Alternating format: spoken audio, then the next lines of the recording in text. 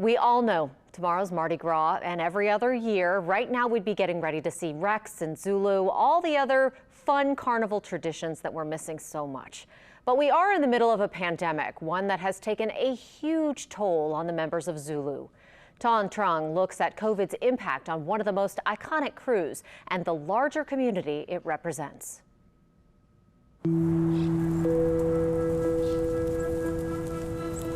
To see Zulu floats this Mardi Gras, you'll have to find them. One is the house float at the home of Jay Banks, a New Orleans City Councilman and chairman of the board of directors of the Zulu Social Aid and Pleasure Club. How do you even celebrate Mardi Gras? Do you celebrate Mardi Gras this year with what's happening? We have to celebrate.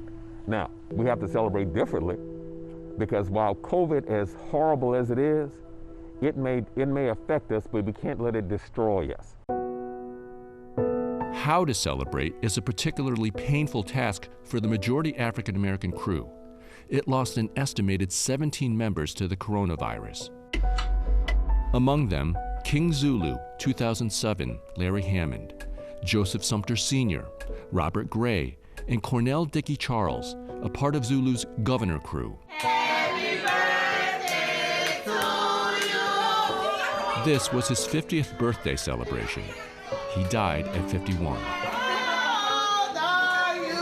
All right. Happy birthday to you. And as a family member, every Sunday, that was my stop. After church, stop at my daughter and him.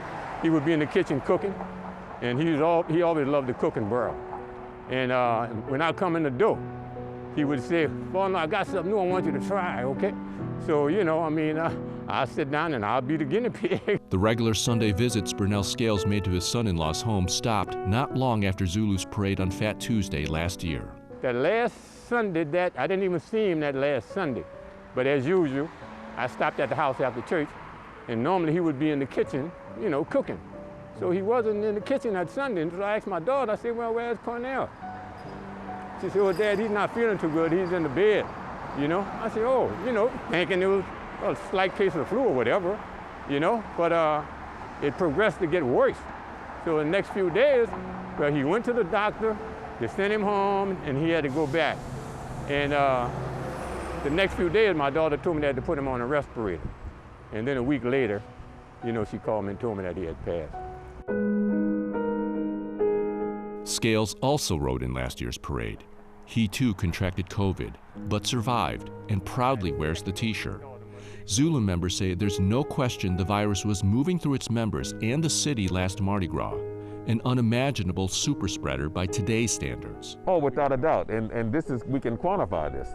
One of the first deaths, there was a Zulu member, his name was LaSalle Rattler. LaSalle died on the day of the ball. At that point, we knew nothing of COVID. Subsequently, though, they have determined that his death was COVID, but we didn't know that when he died the day of the ball.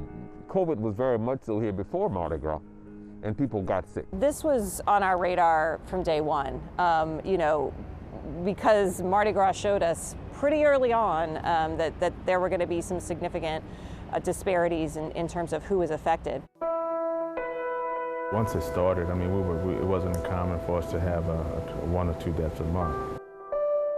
They're now saying that he was a COVID-related death. Elroy James is the president of Zulu. He says with COVID spreading through his crew and his community, he knew the organization had to take every precaution against it. And then it's an organization predominantly of black men. You know, I think health disparities are real. And so you start thinking about the health and safety of our members, how many of them have the underlying comorbidities that make them vulnerable. And so a lot of anxiety was found, and most of us walked around with a lot of anxiety.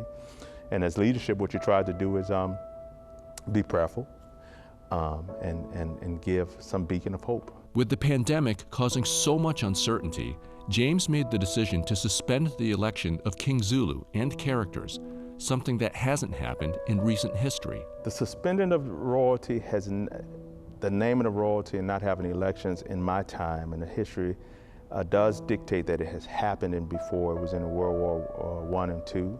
Those years we did not sit royalty. Historically, Zulu has represented the black culture in New Orleans, And during this time, it may reflect the impact COVID-19 is having on the broader community of color. It's been very traumatic, almost numbing. Within the last year, this pandemic has taken 27 people in David Jackson's circle. These are a few of the family, friends, and co-workers in that circle. Jackson says it seems impossible to process the losses. You don't. It's very tough. I'm sorry. You drive by things and certain things remind you of certain people, and then you have to remind yourself, oh, that person's no longer here. He thinks of his friend, Christopher Mark, a veteran of the Marine Corps and Army. He was 46. Everyone stay in place for the presentation of the flag. Mark's family received his American flag after he died of COVID last April. He was a three-time veteran, had served in Iraq, twice, Afghanistan once, served in Panama, served in Somalia as well. 3 tours of active duty, and he died on a ventilator in a veterans hospital. Our Black and Hispanic residents have been, not only here but nationwide, more likely to be hospitalized and more likely to die. That's the harsh reality for people of color during this pandemic, says Dr. Jennifer Avegno. She's Director of Public Health for New Orleans. Avegno says recent data compiled by the state shows blacks are dying at a higher rate than whites in Orleans Parish. There's a 22% disparity in COVID deaths relative to their percentage of the population. Now take a look at Jefferson Parish, where the black population is smaller. That disparity is even higher at 67%.